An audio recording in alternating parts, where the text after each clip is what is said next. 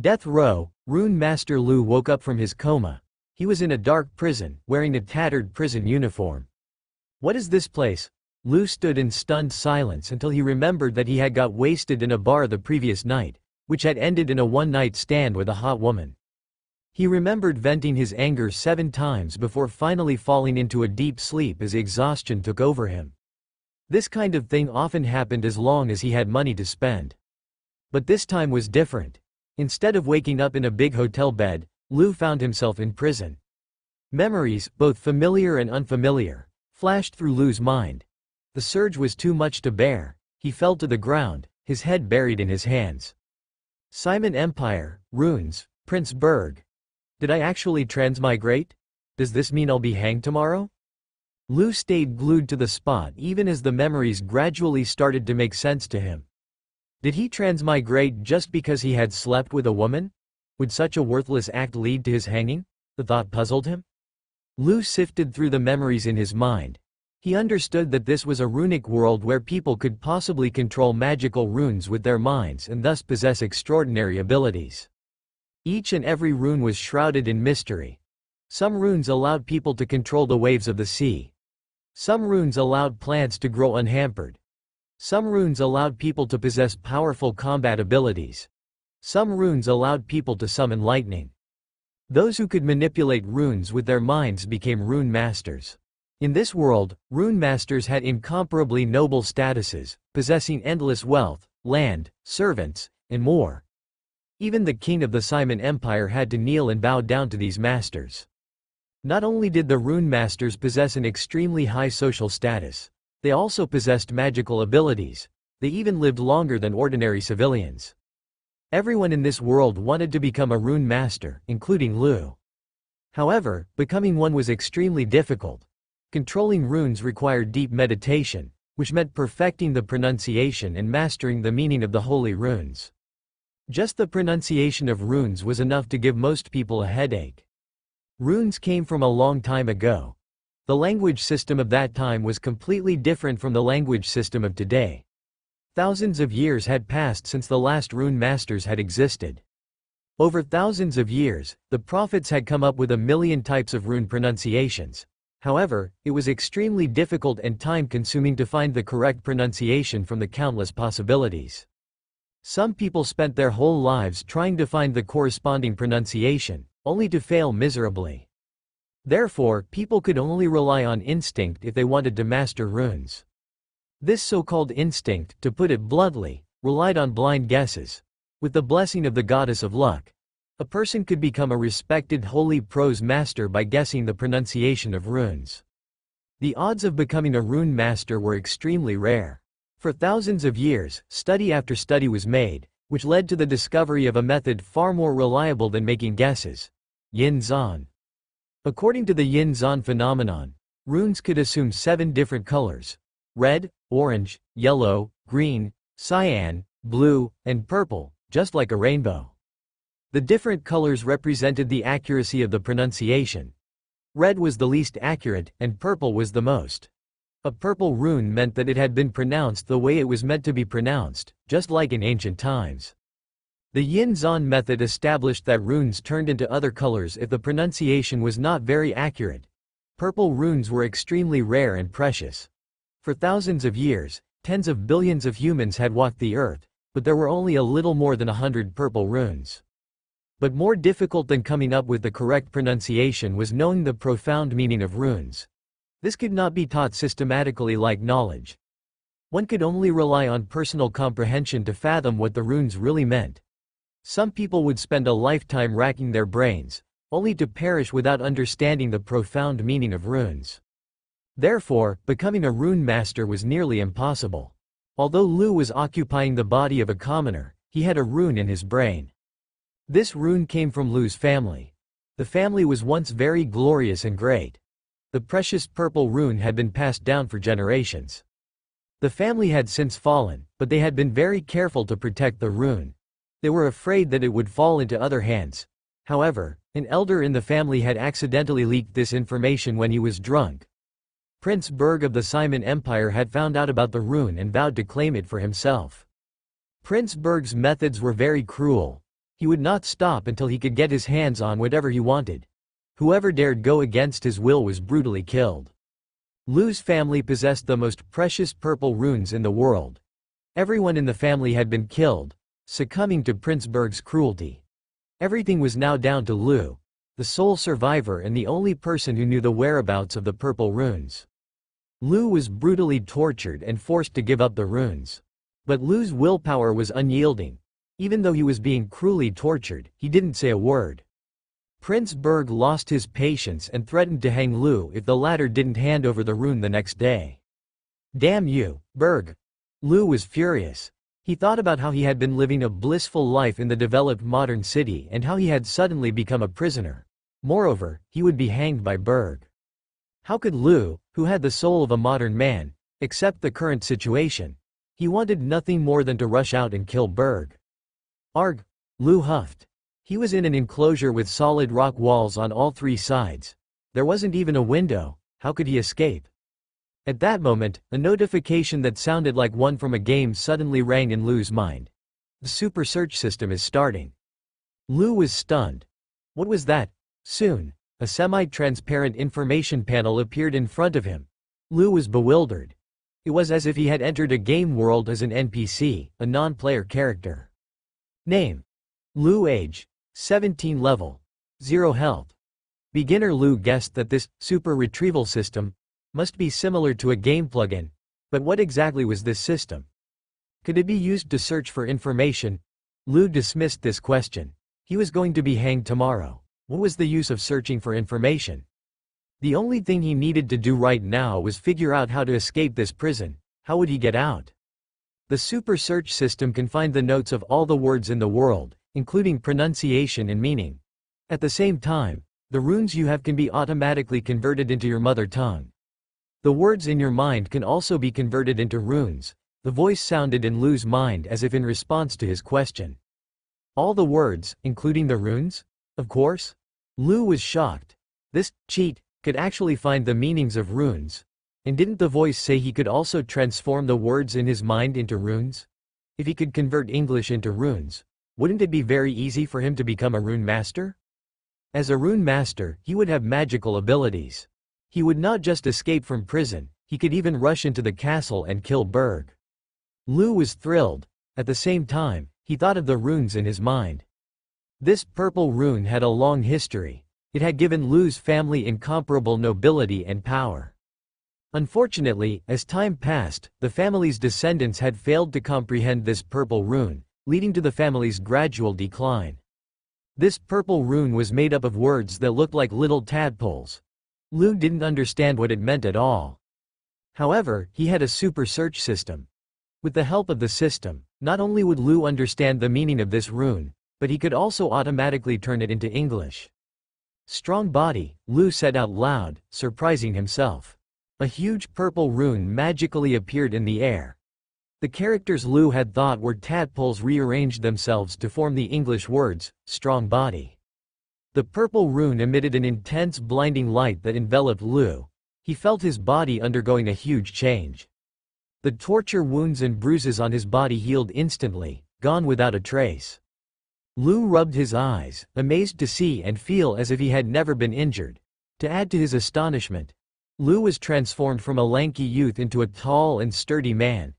His thick muscles far surpassed those of the world bodybuilding champions.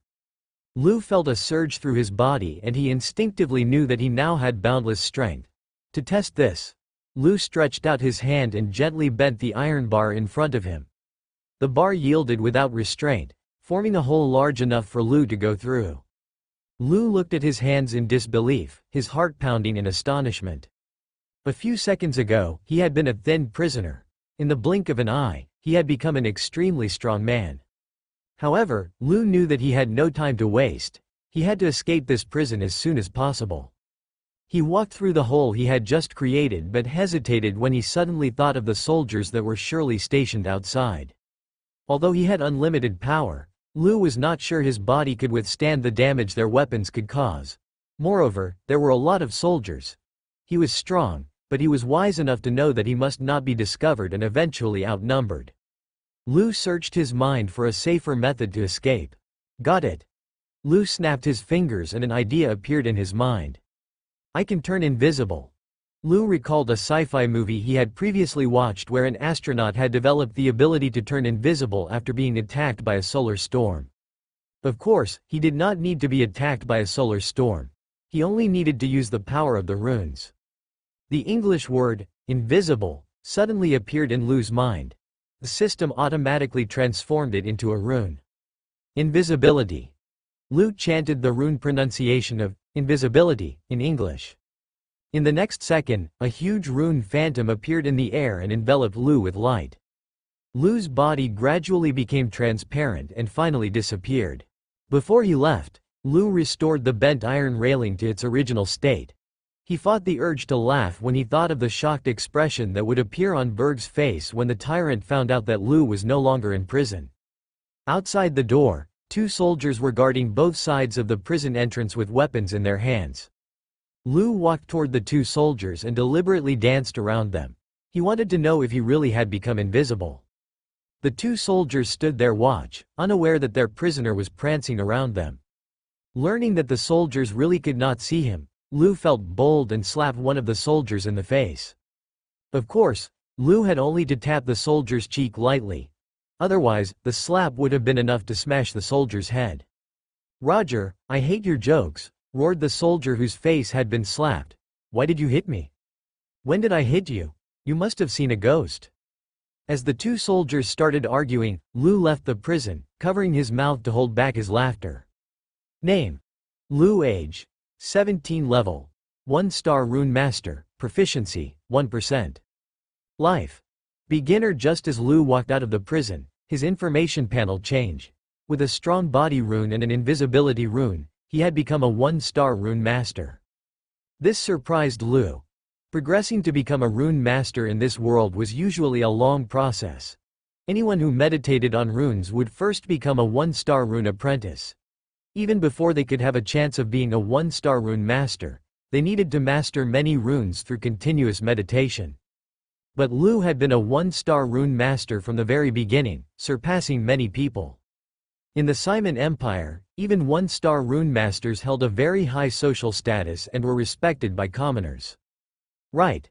What does proficiency mean? Lu asked the system, curious about the 1% proficiency indicated in his level. Proficiency refers to the skill and experience you have in using runes. As long as you keep using runes, you will be able to increase your proficiency. When your proficiency reaches 100%, you will be able to increase your level and become a stronger rune master. Lu understood. The system had explained it very clearly. He was different from the others. He did not need to train hard in meditation. He only needed to keep using runes to become a more powerful rune master. Lu clenched his fists in excitement, seeing how he could use this for vengeance. Just you wait, Berg. I'll kill you sooner or later. Simon Empire was similar to the European Empire in the Middle Ages. The architectural style was similar too. Pedestrians came and went. From time to time, a few carriages would pass through the streets. In the carriages sat nobles dressed in fabulous clothes. Seeing these galloping carriages, civilians dressed in ragged clothes would move aside, with nothing to do but look at these nobles with envy. FCK. Damn it. The coachman driving one of these carriages suddenly saw a burly man jump out onto the middle of the road. However, instead of slowing down, the coachman planned to speed up and rush towards this man.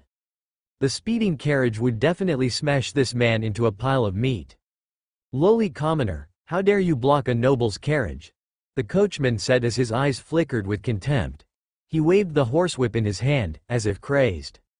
The commoner nearest to the man crouched down on the ground, not daring to remind the man to move away from the path of the carriage.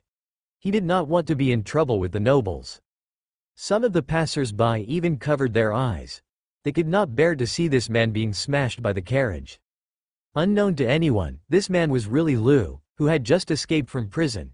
He had deactivated his invisibility and had returned to his original state. Lu felt that he was walking in medieval Europe. He looked at the structures and the crowd around him with interest. For a moment, he actually did not notice the carriage that was speeding towards him. Suddenly, Lu sensed something and turned around abruptly. A carriage was speeding towards him. He was directly in its path. Lu's heart jumped, but in the next second, he immediately regained his calm. Not only did Lu gain bodily strength, but his mind's ability to react was also greatly enhanced. Just by looking at the approaching carriage, Lu knew that his strength was not enough. He could only rely on the power of the runes. What could withstand the impact of the carriage? Rocks, city walls, steel. Only certain runes would work in a situation such as this.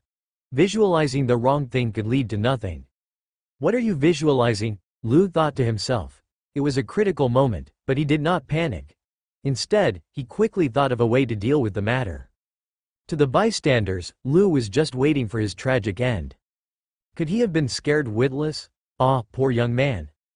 It's rare to see such a tall and handsome young man. What a pity. When the civilians saw Lu's blank face, they thought that he had been scared witless by the speeding carriage. Got it. Lu snapped his fingers and shouted, metallization. A rune appeared in the depths of his mind. At the same time, a rune phantom hovered above Lu, emitting a holy light and enveloping him. In an instant, Lu's entire body was covered in a metallic luster. His body was transforming from the inside into metal, and the hardness of his body was increasing by the second. The sound of collision rang out in the street. Suddenly frightened, the horse drawing the carriage raised its hooves in midair, about to trample Lu to mush. Lu stretched out his arms and grabbed onto the horse's hooves. With a forceful push, he held back the horse and the carriage. The carriage shook and the coachman fell to the ground. From within the carriage, a delicate cry, like that of a sweet bird, rang out. Lu put down the horse's hooves. The frightened horse dared not move recklessly and quieted down. He's actually a rune master? Such a young rune master is truly inconceivable. If he wasn't a rune master, he wouldn't have been able to block the carriage. The surrounding commoners were all shocked. They were surprised to see Lu using his body to block the carriage, while a rune phantom appeared in the sky. This man was unmistakably a rune master. What's going on? A woman wearing a long, exquisite dress angrily drew the curtain on the carriage. Her long hair dazzled like gold. She had snow-white skin that made her sapphire eyes even more strikingly beautiful. Even Lu, who had had deep interactions with many beautiful women, was moved. This woman had a charm that modern daughters did not have. She was a real noblewoman. Lu suddenly felt a burning sensation in his body. This primitive impulse took him by surprise. Your Highness Vivian, this damn commoner blocked the carriage. He should be sentenced to death, the coachman complained as he picked himself up from the ground.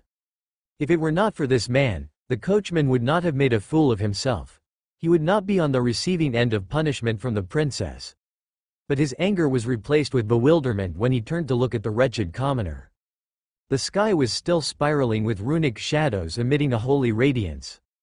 Lu looked shabby, but under the holy light of the runes, he appeared exceptionally sublime. His incomparably strong body and divinely handsome facial features seemed to have been personally carved by a god. The coachman's voice trembled. This lowly commoner was actually a rune master. He had actually desecrated a rune master just now. One had to know that the status of a rune master was noble. Even a one-star rune master possessed an extremely high social status. In this world, there was an unwritten rule. A rune master had the right to personally execute whoever had offended him. The coachman trembled as his eyes filled with fear. But Lu did not even look at him. His eyes were like torches staring at the beautiful woman in the carriage. So you are a rune master? Vivian did not mind Lu's unbridled gaze. On the contrary, it made her sapphire eyes light up. Her lips, which Lu suddenly wanted to taste, opened slightly. Although the man in front of her was dressed in shabby clothes, he was tall, burly, and extremely handsome. Bathed in the light of runes, he seemed like a god who had descended to the human world. Not bad. Lu's body might have grown stronger since he had discovered the system, but it was still that of a young man. So when Vivian, princess of the empire, learned that this young man was a rune master, she could not help but feel surprised. Becoming a rune master required many years of hard meditation. Seeing a rune master as young as this man was incredible. Of course, Vivian had seen geniuses who became rune masters at a young age, but those geniuses were either born in noble families or underwent training from famous masters. This man in front of her appeared to be nothing more than a commoner. Vivian got out of the carriage, her thin waist accentuated by her hips. She walked like a willow branch swaying, her scent wafting in the air as she walked towards Lou. She extended her smooth and fair hand to Lou. He took it, smiled, and kissed the back of Vivian's hand as a medieval knight might. "Would you be willing to come to the palace as my guest?" Vivian immediately extended an olive branch to Lou, curious about what he would do with it. Vivian, princess of the Simon Empire, was herself only a 7-star magic apprentice. Oh my god, the princess actually allowed him to kiss the back of her hand. She even invited him to the palace as a guest. Of course, he is a rune master and his status is honorable. It is true that rune masters are honorable, but only top-notch rune masters receive any kind of courtesy from the royal family. I really envy him. I can only dream of going to the royal palace. The civilians, surprised by the turn of events, discussed the matter among themselves. "I'm sorry, I can't." Lou refused, going against everyone's expectations. What? Is he crazy? He actually dared to refuse the invitation of Her Highness, the princess. This is an opportunity that others could never even begin to dream of. How could he actually reject it? Vivian was confounded. There was a flash of dismay in her eyes. Had this man really rejected her invitation? Many noble sons would give the world for even the slightest chance of seeing her, but this man had rejected her. Vivian wondered if she had heard wrong. "Are you refusing?" "Yes," Lou said as he met Vivian's gaze before looking down. Vivian was tall, but Lou was at least a head taller than her. Looking down, Lou caught sight of Vivian's snow-white chest. It was really dazzling, but he could only feast his eyes. Vivian was the princess of the Simon Empire, which made her Berg's sister. If he went to the palace with Vivian and bumped into Berg, he would probably lose his life. "Why?" Vivian asked, frowning. "Forgive me, Your Highness, but I have pressing matters to attend to," Luff said, making up a reason to avoid the invitation. "But I'll visit you when I get the chance." Seeing the resolve in Lou's eyes, Vivian thought better than making any more requests. "Here are some gifts. Take them," she said as she handed him a pouch filled with gold coins. "I'll wait for you to come." A rune master definitely did not deserve to live in bad conditions and dress in rags, so the princess gave Lou her coins. "Thank you. I will definitely come for a visit." Lou was momentarily astounded, but he chose not to stand on ceremony. He secretly weighed the sachet, noting that there were at least dozens of gold coins in it. How generous. This will help a lot. In this world, gold and silver coins were in circulation. A gold coin was equivalent to 100 silver coins, and a silver coin was the daily wage of a commoner. At first, Lou was worried about money. He did not expect someone to just give it to him. With these gold coins, he did not have to worry about money in this world, at least while the gold coins lasted. After giving Lou the pouch, Vivian got back into the carriage and ordered the coachman to drive away. Before the carriage started, Vivian looked back at Lou. His strong body and handsome face had left a deep impression on her. Along the way, Yarnay saw many ragged and hungry civilians sitting on the roadside. Yarnay felt a little surprised. This was the capital of the Simon Empire. He did not expect there to be so many poor civilians. Yarn's originally excited mood turned glum. Save me." When he passed by a slum, Yarnay heard a cry for help. A young man, who was dressed luxuriously but covered in blood, stumbled out. After a few steps, fell to the ground. The wounds on the man's body were so deep that his bones could be seen, and blood kept seeping out. Before he died, his hands were still struggling weakly. This scene gave the surrounding civilians a fright. They all gathered closer to the corpse of the luxuriously dressed man, but no one dared to go forward to take a look. If they were treated as murderers by the patrolling soldiers, they would be immediately arrested and sentenced to death. Yarnay walked forward and took a look at the injuries on the man's body. The fatal injury was on his abdomen, which had been penetrated by a sharp weapon. Other than that, there was no other information. At this moment, the system's notification sound rang in Yarn's mind. Ding! Automatic retrieval of the memory information of the deceased. Yarnay was stunned for a moment. He did not expect the system to be able to retrieve the memory of the deceased as well as the words. The information of the deceased has been retrieved. Do you wish to review? Review. Then, some scenes flashed in Yarn's mind like a movie. Charles, the ninth prince of the Shijiao Empire, is pursuing. A moment later, Yarne found out that the dead man was actually the ninth prince of the Shijiao Empire. After failing to compete with his brothers for the right to inherit the throne, he had been forced to flee to the Simon Empire. However, the other princes of the Shijiao Empire did not intend to let Charles go. Just a few hours ago, Charles had been hit by an assassin. Although he escaped under the cover of his trusted aides, he could not escape death because of his heavy injuries. What interested Yarne was the mansion where Charles lived in the Simon Empire. There was a small treasury. Inside it was all sorts of rare treasures and a large number of gold coins that Charles had brought from the Twilight Empire. No one would complain about having too much money, let alone Yarne, who was a modern man who pursued the quality of life. Although Vivian had given him quite a few gold coins, enough to cover the expenses of a civilian for more than a decade, it was far from enough to enjoy a high-quality life. So, Yarne decided to visit Charles's mansion. Charles's mansion was in the most prosperous area of Simon Empire's capital. There were a lot of nobles and wealthy merchants living there. The environment was elegant, and there were many houses. There was no garbage on the wide road, and the air was filled with the fragrance of flowers. According to Charles's memory, Yarne easily found his mansion. Before he went in, Yarne smelled a pungent smell of blood, which put him on high alert. After becoming a one-star rune master, Yarn's soul perception was strengthened.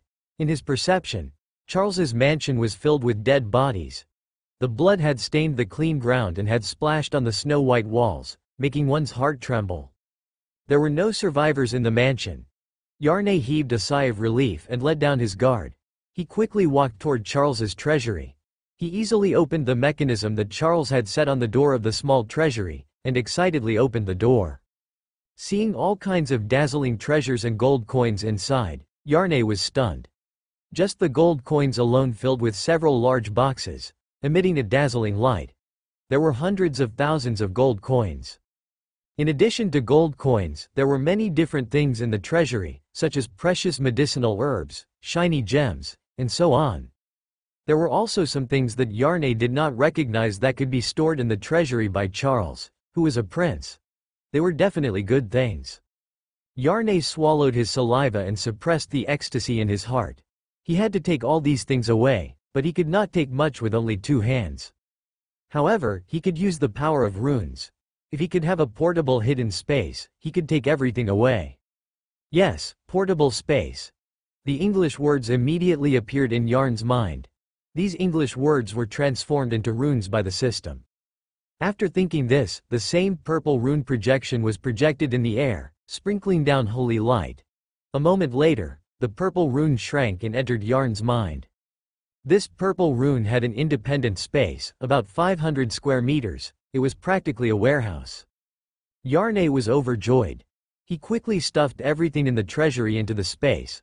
Although there were a lot of things in Charles's vault, they only took up a small area in the space. When he had finished, Yarne heard a series of footsteps coming from outside the mansion. They were neat and close like raindrops. He guessed that the imperial army had come. After all, so many people had died in Charles's mansion. It was difficult not to attract the attention of others. Dozens of soldiers were led into the mansion by an armed officer. You are in charge of checking for any survivors. Search every room.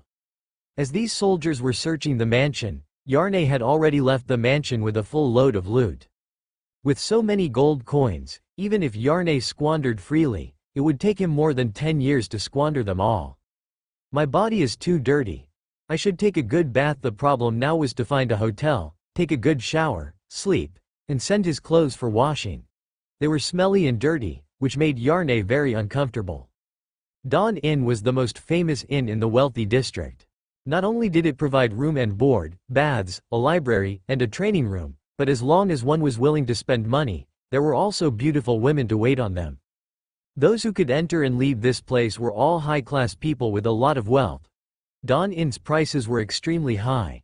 Just one night's expenditure was equivalent to 10 years' income for a commoner's family.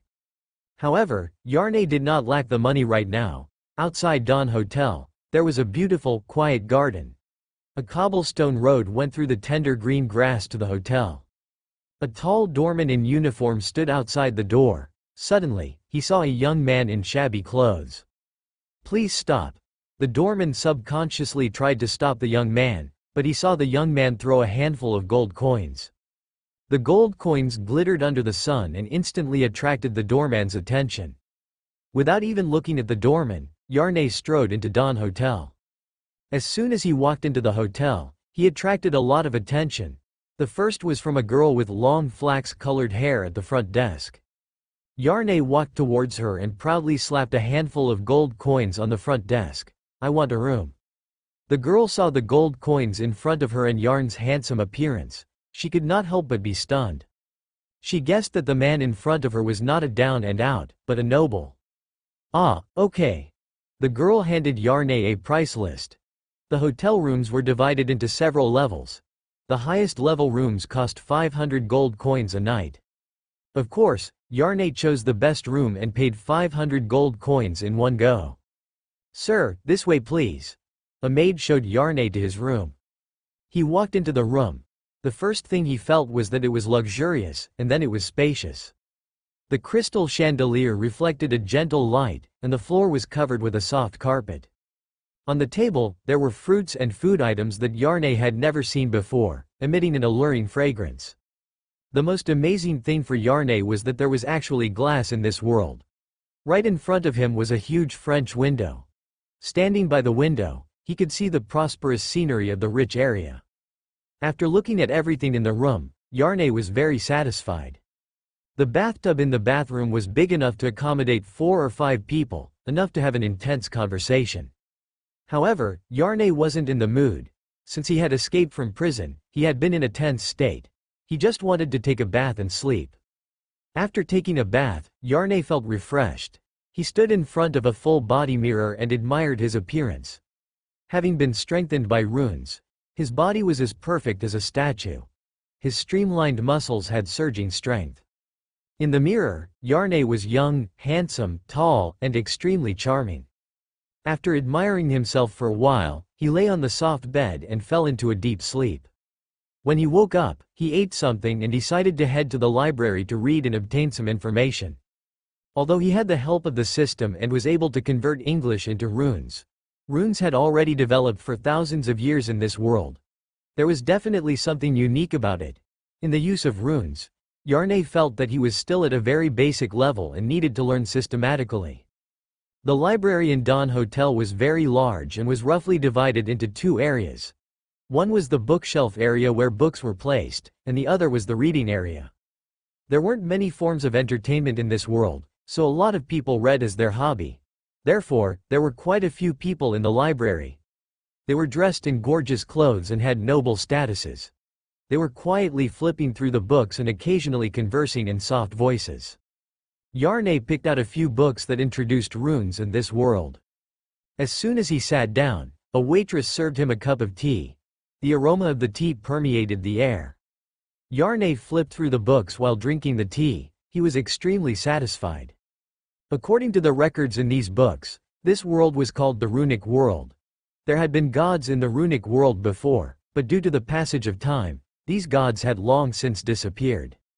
After the gods had disappeared, many spatial cracks appeared in the runic world.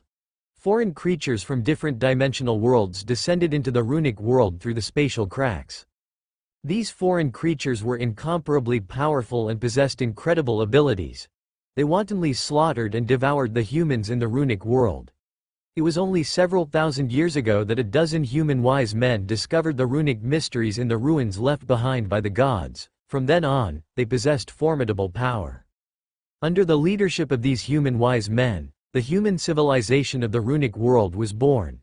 They fought against alien lifeforms and established city-states. From then on, the human race prospered.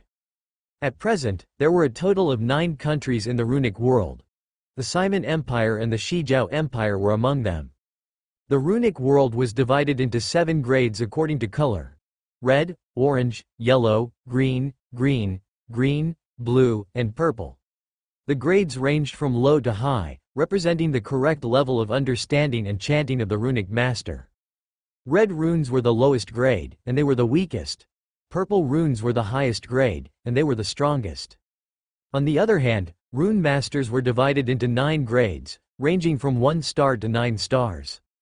Star rune masters represented the pinnacle of the runic world, and they were extremely rare. Out of the 9 nations of mankind, there were only 3 9-star rune masters.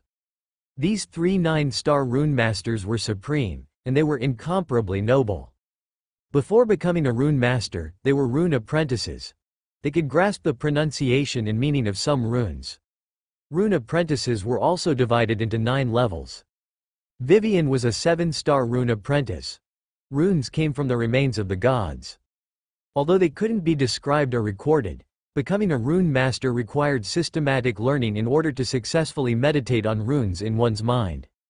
The rune world had developed for thousands of years, and there was already a systematic rune learning system, which was the Rune Academy. Every empire had a Rune Academy, and every year, the empire would invest a large amount of money in the Rune Academy to nurture rune masters. This was because rune masters were the rulers of this world. Different rune masters had different abilities. Some had medical runes and possessed superb medical technology. Some had elemental runes, such as water element runes, which allowed them to control rivers, lakes, and seas. And some had enhanced runes. Their bodies were powerful, and their combat strength was astonishing. They could become outstanding warriors. Among them, rune masters in combat had the most outstanding and noble status in the rune world. This was because the foreign creatures from other dimensions had invaded the rune world. Ordinary humans were completely unable to stop these foreign creatures. Only rune masters were able to stop and kill them. In the past several thousand years, who knew how many wars had broken out between the foreign creatures and humans? Rune masters had suffered heavy casualties, but there was an endless stream of foreign creatures. Therefore, rune masters in combat were exceptionally rare. At present, it had been 50 years since the last great war between humans and mutated creatures. According to history, the next great war should not be far away. Every great war would break out in the same place, which was where the spatial cracks appeared. It was known as the heavenly battlefield. The battlefield of the heavens was filled with death threats, but there were also many opportunities. Races from different worlds would gather on the battlefield of the heavens and kill each other. The weak would be mercilessly killed. Only the strong could survive. From this, Yarne had a slight understanding of the history of this world. At the same time, he was also very curious as to why the gods of this world had suddenly disappeared thousands of years ago. Just as Yarne was flipping through the books, he heard a few young men not far away whispering to each other. Although their voices were controlled very quietly, as a 1-star rune master, Yarn's body had been strengthened and his hearing had greatly increased. Have you heard? Prince Charles of the Shijiao Empire had an accident and has mysteriously disappeared. All the guards in the mansion were killed and all the things in the vault were removed. His Highness the King has ordered people to investigate this matter thoroughly, but so far, no one has found Prince Charles's whereabouts. Tomorrow is Prince Berg's wedding, and His Majesty the King is in a bad mood because of this. This is not something we should worry about. By the way, have you prepared the gift for Prince Berg's wedding? We prepared it ages ago. Berg's wedding tomorrow? Hearing this news, Yarne frowned, as if a fire was burning in his heart. There would be nothing more satisfying than killing Berg on the occasion of his wedding. Just as he was thinking about how to achieve this goal, a man's voice came from behind him. There stood a young man dressed in luxurious clothes. One look and one could tell that he was a scion of a noble family. He was either rich or noble. The young man smiled. Hello, my name is Kelt. Looking at your attire, friend, you should be from the Illumination Empire, right? Yarne was wearing Charles's custom-made clothes. They were very luxurious, and the materials used were exquisite. Moreover, they had the style of the Illumination Empire. Therefore, this young man mistakenly thought that Yarne was from the Illumination Empire. Hello, Kelt. Yarne remained expressionless and greeted him with a smile. However, a cold trace of disgust and killing intent flashed through the depths of his eyes. Yarne knew this young man. He was a friend of Berg and was also a noble of a prominent family. Other than Berg, this young man was the person Yarne wanted to kill the most. This was because Kelt was the one who had killed Yarn's family. Yarne had been personally captured by him and imprisoned. He had even tortured him in an attempt to find out the whereabouts of the purple rune. In other words, Kelt was Berg's lackey. Yarnay still maintained a gentle smile on his face, but a deep cold killing intent surged in his heart. If it was not too obvious here, Yarnay had no doubt that he would have killed Kelt immediately. But he could only endure it and wait for the right time. Kelt was slightly stunned. At this moment, Yarnay was tall and burly. He was handsome, and his every move was filled with charm. Kelt could not help but have the thought of befriending Yarnay. "Friend, how should I address you?" Kelt revealed a smile that he thought was good, but in fact, it was so ugly that it made one nauseous. 15. Yarnay casually said a name. 15? Kelt's eyes suddenly widened, and there was a hint of shock in his eyes as he looked at Yarnay. He thought that Prince Charles had claimed to be 9 in the Simon Empire because Charles was ranked 9th in the royal family of the Illumination Empire, and others called Charles the 9th Prince. The young man in front of him claimed to be 15, so it must not be his real name, but a code name. An ordinary person definitely did not need a code name. Moreover, judging from his temperament, words, and appearance, this young man was definitely not an ordinary person. He was also wearing the clothing of the Shijiao Empire. Could it be that he was the prince of the Shijiao Empire? At this moment, Kelt was like a detective, thinking that he had already seen through the truth of the matter. However, he was very tactful and did not expose Yarnay. Instead, he revealed an expression of understanding and said, "Hello, 15th young master. Are you also here for Prince Berg's wedding?" "No." Yarnay shook his head, but seeing the change in Kelt's expression, he knew that he thought he was someone else. Putting the book back, Yarnay said with a smile, "I'm here to deal with some family matters in the Simon Empire." "Why, are you interested, Kelt?" Hearing Yarn's words, Kelt suddenly remembered that Prince Charles had mysteriously disappeared yesterday, and all the guards and servants in the mansion had been killed. Could this matter have something to do with the 15th prince? Kelt immediately shook his head. This kind of matter was not something he could get involved in. Even if Charles's disappearance had something to do with the 15th prince, it did not matter to him. This was the matter for the royal family of the Illumination Empire. The Illumination Empire was the most powerful country among the 9 great empires. It was far more powerful than the Simon Empire. The 15th prince was not someone he could afford to offend. When he thought of this, cold sweat broke out on Kelt's forehead. No, Kelt waved his hand. "Tomorrow is the wedding of Prince Berg and the #1 genius of the Simon Empire. Alice. Prince Berg has always been hospitable and likes to make friends. If the 15th prince is free tomorrow, he can come with me to attend Prince Berg's wedding." Yarnay said, "I still have some things to do tomorrow.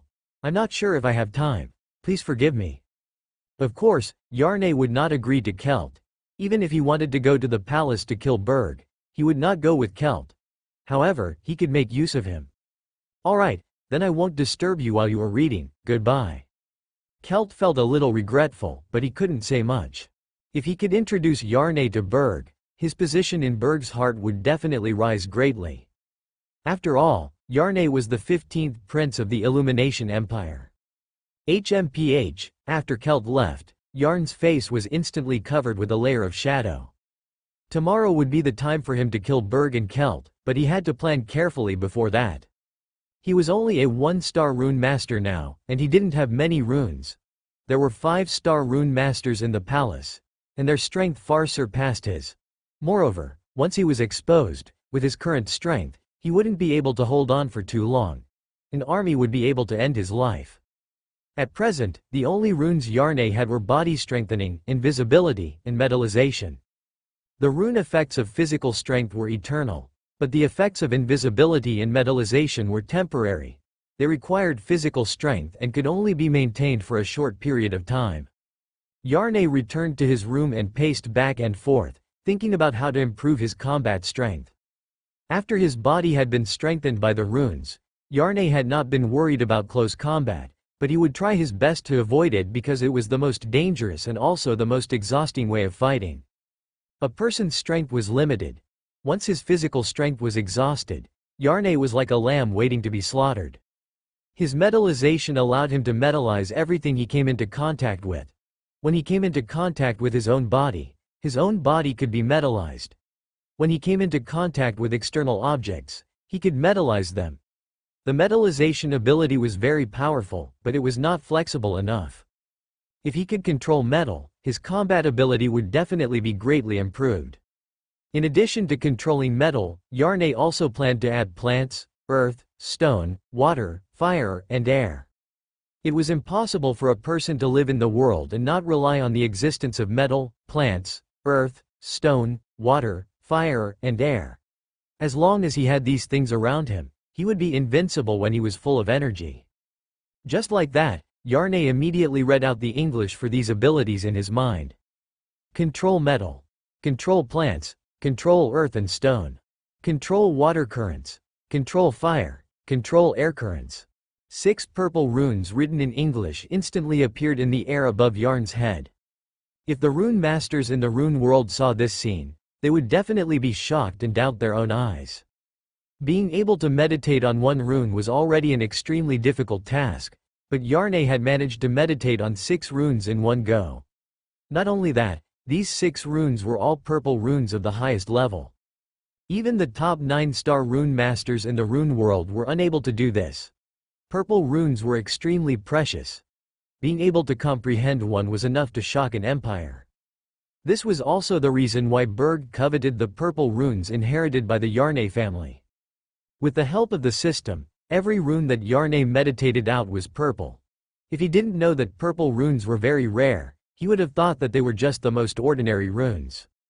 If other rune masters knew that the most precious purple rune had become the most ordinary rune in Yarn's hands, they would definitely be so angry that they would vomit blood.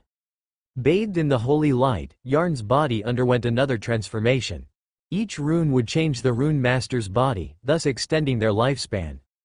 Yarnay did not know how long his lifespan was, but he could clearly feel that his body was stronger, healthier, and lighter. Let's test the effect. Yarnay stretched out his hand and pointed at the bathtub that was filled with water. The water in the bathtub swept out and turned into a water dragon in the air.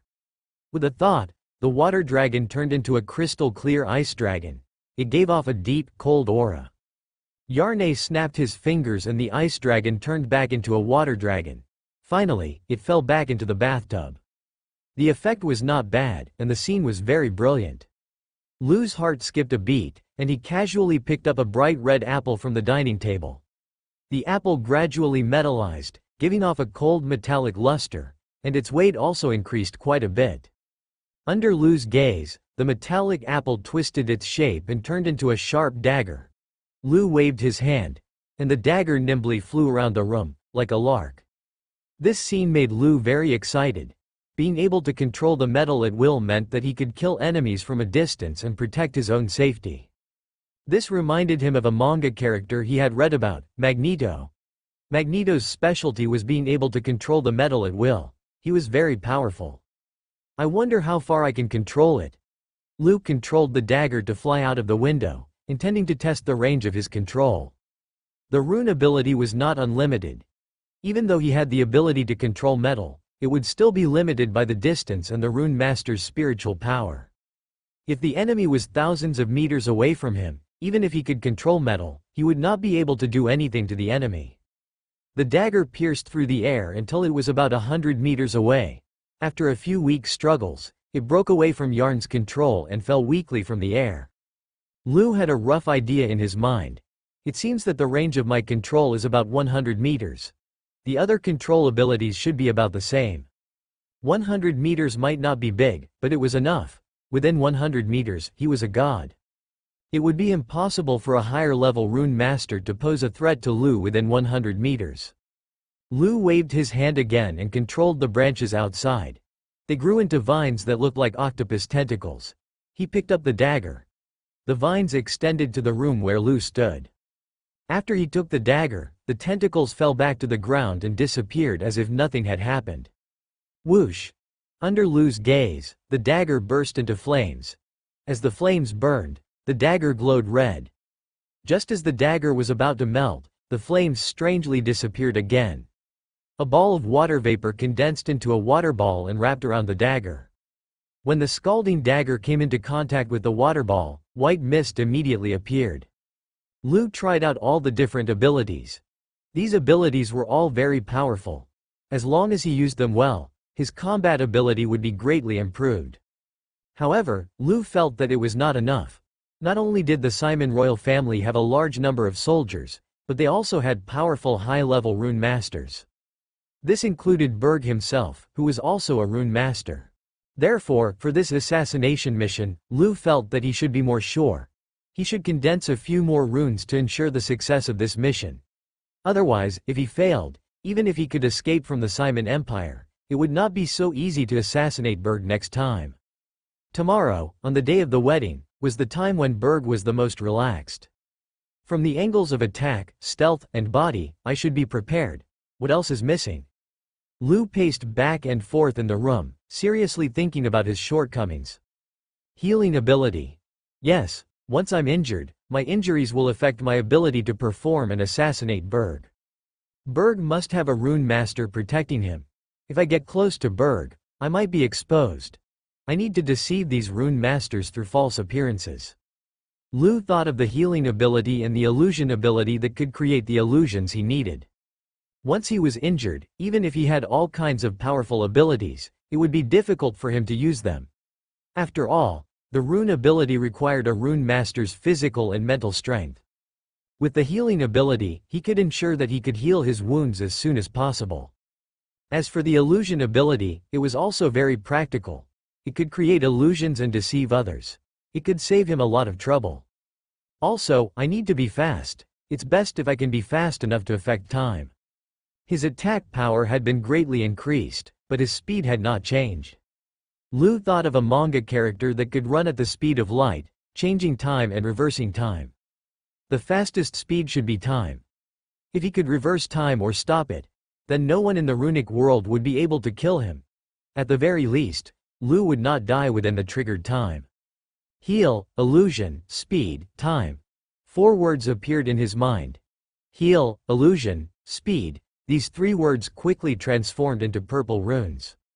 Only the time word was extremely slow in transforming. This made Lu extremely puzzled. Could it be that time cannot be transformed into runes? Just as Lu was thinking, the time word finally transformed into runes. However, it was different from the other purple runes. The time rune was actually not a purple rune, but a golden rune that was emitting a dazzling golden light. Lu's eyes were filled with shock. A golden rune? According to records, the runes in the rune world only had 7 colors, representing 7 levels. He had never heard of the existence of a golden rune. The moment the golden rune appeared in his mind, it flickered with a dazzling golden light, emitting a majestic power that suppressed the light of the other purple runes. Under the golden rune's light, the other purple runes actually cowered in the corner of his mind. Overbearing, powerful. Could it be? Lu thought of a possibility. The most fundamental power that formed the world was time and space. Only gods could control time and space. That was why the time rune in his mind was different from the other runes. Its energy level far surpassed others' abilities. At the same time, a system notification sounded in Lu's mind. Time. One of the constituent elements of the universe, the original power of the universe. This was the system's explanation of time. When you touch the time domain, the space-time runes you convert have the following abilities. 1. Pause time for 1 minute. Duration. 1 minute. 2. Speed up or slow down by a factor of 10. Duration. 1 minute. The above abilities can only be used once a day. Effective range, 10 meters. Lu's brain froze. This was so weird. What were the concepts of pause time and speed up or slow down time? No matter how powerful an enemy was, if they were stopped in place by pause time, they would be a piece of trash that could be slaughtered by others. As for speeding up and slowing down time by a factor of 10, could Lu really increase his own speed by a factor of 10 and slow down the enemy's speed by the same rate? Even if a rune master with extremely fast speed was slowed down by a factor of 10, how much more would he have? Wouldn't he still be waiting for death?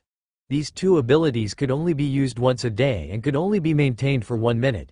But it was enough, on the battlefield. 1 minute would be enough to turn the tide of the battle. If it was an assassination, 1 minute was enough to kill the enemy. Not to mention just 1 minute, even if it was only 10 seconds, it would be enough.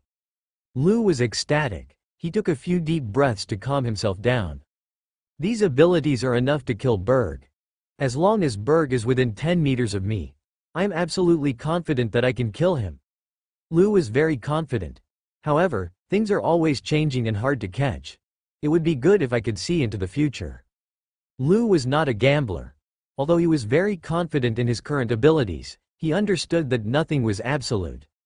Moreover, it was in the strict palace. He did not want any accidents to happen. It would be great if he could know his future fate. Are there any runes that can predict the future and show me my fate? Searching for you. This thought just appeared in Lu's mind. The system seemed to have figured out his thoughts and automatically began searching. Fate refers to fate and luck. Fate and luck are two different concepts. Fate represents the direction of future development, and luck represents the recent changes in luck and misfortune. I wonder what my fate is like. Lu silently chanted fate in his heart, and the English word fate appeared in his mind. The miraculous thing was that the process of transforming fate into a rune was actually as slow as the time rune just now. Could it be another golden rune? Lu looked at the changes in his mind in surprise, full of anticipation. The power of the golden rune far surpassed that of other runes of other levels. Sure enough, a moment later, another golden rune appeared in Lu's mind. You have touched the realm of fate. The fate rune that you have transformed into has the following abilities. 1. You can check the luck of all living things. 2. You can check and change your own fate. Lu was shocked. Being able to check the luck of all living things meant that he could predict the good and bad luck of everything in advance. What really surprised him was that the fate rune could actually allow him to check and change his own fate. Fate included the development of life in the past and the future, as well as luck. Lu hurriedly triggered the fate rune to check his fate. The fate rune phantom appeared in the air, emitting a golden light that enveloped Lu. He saw 3 lifelines appear above his head, and 2 clouds of mist covered his head. These 3 lifelines were Lu's past and future life trends. The reason there were 3 lifelines was that they included him before he transmigrated, the original owner of this body, and Lu now he had transmigrated and taken over this body. Each memory strip had a flash of memory images. The first 2 were broken, representing the end of his life. Only the last memory strip was constantly winding, shrouded in a shadow. Because fate was constantly changing, Lu could not clearly see his future life trends, only a corner. A woman appeared in his future life several times. He could not see the woman's appearance clearly, but from the vague images, he felt that this woman should be a beauty that would drive everyone crazy. Who was she? This made Lu very curious, but when he looked back, he could only see a shadow. He could not see anything. He could only turn his attention back to his 3 lifelines. A person should only have 1 lifeline, but he had 3. It must be to attract someone's attention. An ordinary rune master would be fine, but if a rune master also had fate runes, he would be able to detect Lu's abnormality. If that happened, Lu would be treated as an alien. He would even be treated as an alien creature that had been embedded into the rune world from another dimension. He would be killed by the rune masters of this world. Looks like I still have to take out my lifeline. Lu took out his past, the lifeline of the original owner of this body. The lifeline of Lu, who had become a rune master. However, there was a problem with this lifeline. His starting point had been in prison, and his past was pitch black. Therefore, he had to find some reasonable experience for his past. Those who wanted to pry into their own fate would definitely check whether their identity was real or fake. Therefore, the past experiences that they had designed must not only be reasonable but also be able to withstand investigation. It would be best if they could not be checked at all. If they had designed themselves to be nobles or commoners from the 9 great empires, it would be very easy to find out that Lu's identity was fake. At this moment, Lu seemed to have thought of something. He took out a purple crystal that looked like a rhombus from his dimensional pocket. The purple crystal was emitting a deep light, and there was a number, 1, engraved on it. This was what he had taken from Charles's vault previously. Charles had carefully kept it in an exquisite wooden box. At that time, Lu did not know what this crystal was nor what its function was. However, he thought it must be something precious for Charles to have kept it in such an exquisite box. It wasn't until he had accidentally flipped through a book in the library that he had found out that this amethyst had come from the heavens battlefield. Furthermore, it had been personally made by 12 human wise men. However, no one knew its specific function or the meaning of its existence. With this item, Lu could design himself a background at the heavens battlefield. The heavens battlefield was chaotic and filled with danger. No one would be surprised at anything that happened there. Thus, Lu began to compile his background. As for his identity, he was an orphan. The heavenly battlefield was filled with orphans. He had been adopted by an old man. Under the old man's nurturing, Lu had gone through all kinds of battles on the heavenly battlefield and become a one-star rune master. After he had become a rune master, the old man left and let Lu travel to the 9 great empires. Yes, the story was full of cliché, but there were basically no real problems with it. This kind of thing happened from time to time on the battlefield of the heavens. I should have been lucky recently, right? Lu looked at the 2 clouds of fog floating above his head again, one gray and one pink. With the fate rune, Lu naturally knew what these 2 different colored clouds of fog meant. Gray usually represented danger, while pink usually represented romance. The 2 clusters of fog intertwined together, indicating that these things were happening around the same thing. Damn it, seeing this scene, Lu's expression was a little strange. Why is my luck danger and romance? Could it be that the assassination attempt on Berg will fail tomorrow? What the hell is romance? Could it be that I will have another romantic encounter? Lu was bewildered. It didn't matter if it was a relationship, but the danger made him a little surprised. He was already so well prepared. How could the assassination attempt on Berg fail tomorrow? What exactly was he lacking? Lu thought about it carefully and then planned how he could enter the palace. Of course, he could use invisibility to enter the palace, but his invisibility couldn't be maintained forever. He would definitely be discovered. He should use an identity that would not be guarded against to enter the palace. After assassinating Berg, he would be able to successfully escape without arousing suspicion from others. Right, if I can use Kelt's identity to enter the palace, I won't cause Berg to be suspicious and guarded. The image of Kelt appeared in Lu's mind. Kelt was Berg's good friend. He would definitely not attract the attention of others. If he changed into Kelt and let others think that it was his good friend Kelt who had killed Berg, it would definitely cause shock to others. It would also be very easy to obtain Kelt's identity. After all, it would be easy to assassinate Kelt. After killing him, he would use the illusion runes to change into Kelt. Just as this idea was formed in Lu's mind, the gray fog above his head suddenly turned green, representing good order. This made him very happy, proving that his idea was correct. The 2 golden runes of time and fate quietly floated in Lu's mind, like 2 noble emperors, with a circle of purple runes around their backs. The golden runes brought even greater changes to Lu's body. The cells in his body were undergoing a crazy transformation, and his skin, bones, internal organs, and muscles became even tougher. His originally thick muscles had shrunk slightly, but their density had greatly increased. At this moment, Lu's strength was at least 10 times stronger than before. The skin on his body had become as white and smooth as milk, and there was also a faint fragrance. The biggest change was that Lu's brain region had expanded a lot under the effect of the 2 golden runes. The brain region determined spiritual power. For example, his brain was the house, and his spiritual power was the people living in the house. If his brain was only 10 square meters before and could only accommodate 1 person, now his brain was at least 100 square meters and could accommodate 7 or 8 people. His spiritual power skyrocketed. Like radar detection, he could sense a range of 1,000 meters nearby.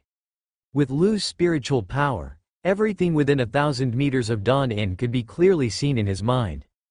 Outside, in the corridor, a maid pushed a dining cart and used a silver cover to protect the food. Inside were roasted chicken, salads, and some fruits. Lu could even smell the aroma of the roasted chicken. In the room downstairs, a middle-aged man and woman were crazily exercising. The man was covered in sweat, panting, and trying his best to move his lower body. Unfortunately, he was not strong enough. In less than a few minutes, it was over. The woman on the bed wanted more, so she scolded him in disgust. At the reception desk on the first floor, The girl with long flaxen hair was resting her head in her hands and looking out of the window in boredom. As long as Lu wanted, he could count the freckles on her cheek. He could even feel the tiny creatures crawling slowly in the garden outside the Dawn Inn. A spider dangled from a leaf, a transparent thread hanging from its back. Lu seemed to have lost weight and was not as tall and sturdy as before. His fine muscles were like polished pebbles sticking tightly to his bones, and his explosive power was astonishing. Under the effects of fate and time runes, Lu's gaze was deep, as if there was a starry sky. It was as if he was a completely different person, and his temperament was completely different from before.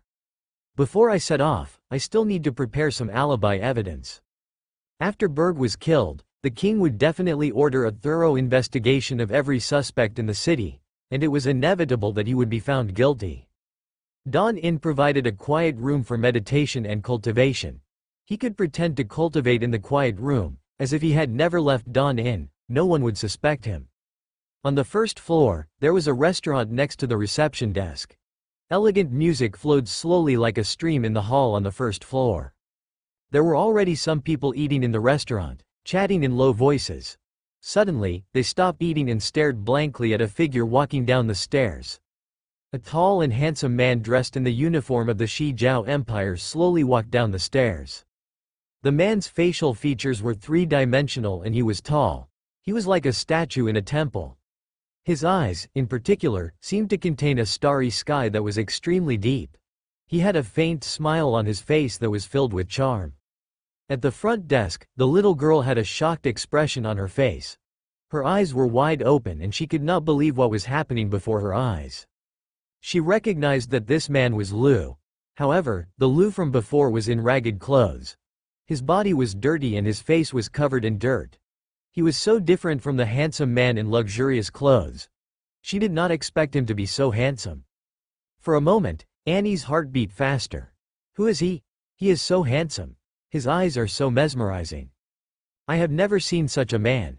He is like the idol in the temple, but he is much more handsome than the idol. Does anyone know his name? I want to know him. Seeing the handsome Lu, the women who were eating in the restaurant were going crazy. Lu walked to the front desk and smiled at the girl at the front desk. Give me a quiet room for cultivation, he said. Annie saw Lu's smile and her heart trembled. Her lips opened slightly and she was stunned. Hey, wake up. Are you all right? Lu waved his hand in front of Annie. What's wrong with this little girl? Ah, I'm fine. Is it a cultivation chamber? Annie came back to her senses and was at a loss. The cost of using the cultivation chamber is 10 gold coins a day. Regardless of whether it is used for the full day or not, it will be counted as a day. There is sufficient food inside, so you don't have to worry about being hungry. Lu took out 20 gold coins and instructed, I will be cultivating in the cultivation chamber for the next 2 days. If anyone comes looking for me, just say that I am not free. Okay, young master. Young master, you are here for the rune school assessment of the Shijiao Empire, right? The young girl at the front desk handed Lu a string of keys with a house number. Rune school assessment? That's right. During this period of time, many people have been meditating in the quiet room, hoping to make a breakthrough before heading to the Runic Academy's assessment. Young master, you can do your best. Thank you. Lu smiled and walked towards his cultivation quiet room. This young girl had treated him as an examinee who was preparing to head to the Runic Academy to participate in the assessment. But this was also pretty good. At least he had another reasonable motive for renting the quiet room. In the meditation room, he was not in a hurry to head to Kelt's mansion. It was still afternoon, and it was easy to be exposed if he attacked during the day. Thus, Lu patiently waited for night to arrive. He sat cross-legged on a blanket and slowly recovered his physical and mental strength. Regardless of whether it was condensing or using runes, it was very taxing on a rune master's physical and mental strength. Just now, he had condensed 8 runes, and there were 2 golden runes among them. Lu had used up half of his physical strength. Time passed, and his stamina had been replenished. Night had finally arrived. Before he set off, Lu had cautiously set up an illusion in the meditation room. Even if someone accidentally entered the meditation room, They would only see Lu cultivating seriously and would not notice his departure. Celt's mansion was not far from Dawn Inn. With the help of the speed rune, Lu quickly found the place. Then, he used the invisibility rune to sneak inside. At this moment, Celt was in his room picking out the wedding gifts for Prince Berg the next day. Maids came to Celt's house with all kinds of boxes. In a short while, the whole house was filled with all kinds of gifts. Haha, Celt really deserves to die. Outside, Lu, who was invisible, leaned against the window and saw the scene in the room. A strong killing intent emerged in his heart. Most of the treasures in the room had been forcibly taken from the hands of civilians. Who knew how many civilians had been exploited? Some civilians had been brutally killed by Celt's soldiers if they were unwilling to hand over these treasures. The people in Lu's family had been killed by Celt just like that. This kind of person deserved to die. After the maids left, Yane walked to Celt's room. He was busy picking out a suitable wedding gift for Berg from the pile of treasures. Suddenly, when he heard Lu's actions, he raised his head. Other than him and the treasures scattered all over the place, there was nothing else in the room. Strange, Celt muttered. He had a feeling that someone had walked into the room just now. He was also a rune master, but his level was very low. Usually, he indulged in wine and women and neglected his training. He had not been able to increase his strength. However, a rune master was a rune master after all. He had a perception that surpassed that of an ordinary person. Celt shook his head, bent down, and continued to pick out presents. As he was picking out presents, a palm made of rock and soil slowly extended out from the ground behind him. Celt suddenly saw a black shadow on the ground and turned his head vigilantly. The huge palm made of rock and soil had already grabbed something, and just as Celt was about to open his mouth and shout, a huge hand appeared. An iron plate on the table flew rapidly towards Celt, and as if it had melted, it covered Celt's face. Celt struggled desperately trying to pull the iron plate off his face. But it was useless. The huge palm grabbed at Celt, and after a series of crackling sounds, all the bones in Celt's body were crushed.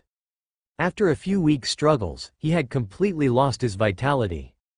Then, the soil wrapped Celt in a thick layer. In the house, Lu slowly revealed himself, removing his invisibility. Phew! Lu heaved a sigh of relief. This was the first time he had killed someone.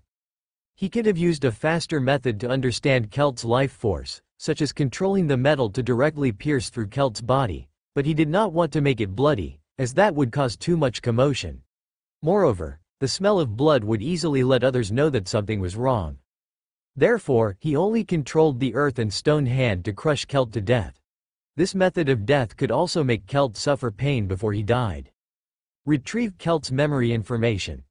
Lu used the system to obtain Celt's memory information. This guy was a butcher. The blood of thousands of civilians was on his hands, and he had done all kinds of bad things. He had even slept with his father's concubines. He was simply an animal. Celt had a vault filled with gold coins and precious things that he had exploited over the years. Lu gave an evil smile. He collected these things. After putting all the treasures in the room into his dimensional pocket, Lu used illusion runes to transform himself into Celt and go to his vault. Along the way, he bumped into a few maids, but they did not notice anything unusual. Lu bowed respectfully and left in a hurry. In the vault, the gold coins that Celt had plundered over the years had filled several big boxes, more than Charles, the prince in exile. There were hundreds of thousands of gold coins. In addition to gold coins, there were also gold notes. Gold notes were the universal vouchers that could be exchanged for gold coins from the 9 great empires. There was a thick stack of gold notes. As for the other miscellaneous items, they were probably worth a lot of money. Lu collected all of them and put them in his dimensional pocket. Poor Celt. He had spent a lot of effort to exploit and plunder the wealth for so many years. Now, all of it belonged to Lu. He could not close his mouth from smiling. This way of earning money was too fast, and it made Lu somewhat addicted. At the same time, he sighed. If Celt already had so much wealth, then how rich was the prince, Berg? Lu's heart was filled with anticipation. After killing Berg the next day, he would clean out Berg's treasury. He estimated that he would become the richest person in the runic world, apart from the royal family. Returning to Kelt's room, Lou noticed that there were 2 invitations on the table. He picked them up and saw that one of them was for him. He then remembered that Kelt had invited him to Prince Berg's wedding the next day. Berg actually invited me to the wedding? Lou could not help but laugh.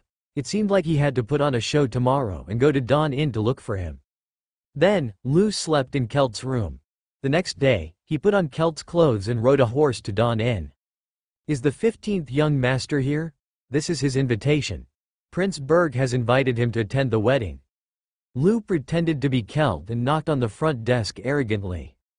The 15th young master is cultivating in the quiet room. He won't see anyone. The young lady at the front desk revealed a disgusted expression when she saw Kelt. Kelt's notoriety had long spread throughout the entire imperial city. Lou was secretly delighted. This was exactly what he wanted. At the same time, he put on a gloomy expression. This is Prince Berg's personal invitation. Doesn't the 15th young master even want to show his face? So what if he doesn't? The 15th young master is an important guest of Dawn Inn. We will naturally do as he says. The young lady's expression froze. Kelt, this is Dawn Inn. You should understand the rules here. Even if Prince Berg comes here today, he will still have to abide by the rules, let alone you. I hope you can think clearly about the consequences of violating Dawn Inn. The Dawn family will never let go of anyone who goes against their rules. HMPH. Lou's face flushed red. He snorted coldly and left without looking back. After walking out of the door, Lou finally could not help but laugh. He was very satisfied with the young lady's performance. But then again, what was the Dawn family that she was talking about? Dawn Inn should be the property of the Dawn family. It was so powerful that even the royal family of the Simon Empire would not dare to offend it. He still did not know much about this world. Just as Lou had taken a few steps, a young man dressed in fine clothes rode towards him. Kelt, I've been looking for you for a long time. Why are you here? Quickly get on your horse. We're going to accompany Prince Berg to the Wilson mansion to welcome the bride. This young man was Kelt's good friend and also Prince Berg's lackey. Lou got on his horse. Prince Berg asked me to send an invitation to the 15th young master. It's a pity that he's cultivating in seclusion in the quiet room and is unable to attend the wedding. Prince Berg's residence. The prince's residence was extremely luxurious and was currently beautifully dressed. In the hall stood a pale-faced young man, dressed in formal attire, who was obviously drunk and lascivious. He yawned listlessly when he saw Kelt, who had rushed over. Has the 15th young master accepted the invitation? This man was Prince Berg of the Simon Empire. He had heard Kelt mention yesterday that the 15th young master of the Illumination Empire was temporarily staying at Dawn Inn. He had specially prepared an invitation for Kelt to pass on to him, hoping that he would attend his wedding. The 9 empires of the Rune world had frictions between them, and there were also small-scale wars. Of the 9 great empires, the Simon Empire was the weakest and was often ostracized by other empires. If they could gain the favor of the Shijiao Empire, the other empires would not dare to easily target the Simon Empire. That was why Berg had asked Kelt to invite the 15th young master to his wedding. No, the 15th young master is currently in seclusion to cultivate runes and cannot attend. Lou, who was disguised, imitated Kelt's attitude and said in a gentle tone, Your Highness, the 15th young master is too arrogant. I haven't even seen him.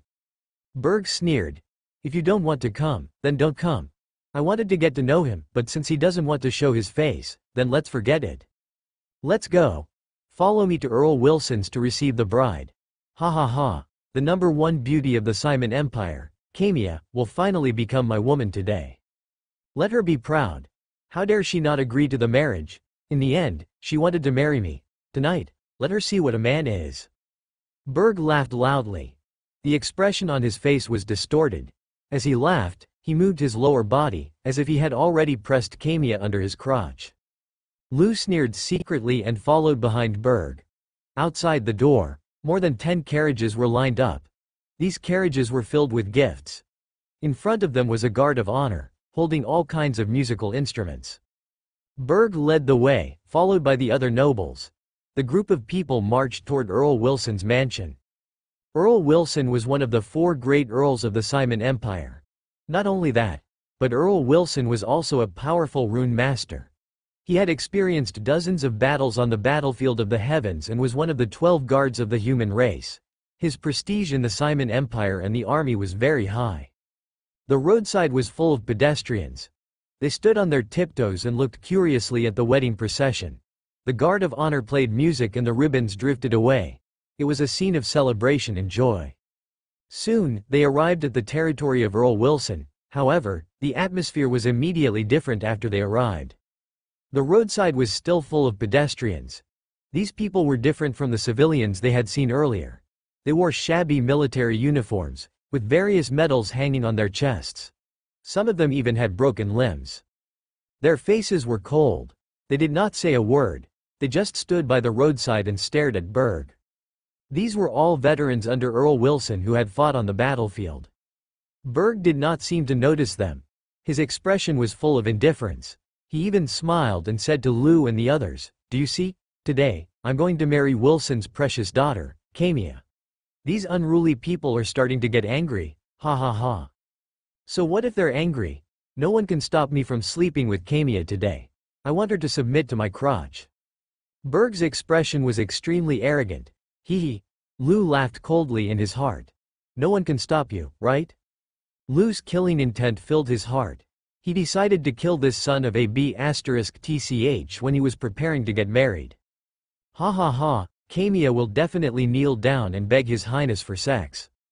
Even an aloof woman is a woman. Won't she look like a slut after sleeping with him? It's Kamia's honor to have His Highness visit her. Hearing Berg's words, the other nobles followed suit and revealed lewd smiles.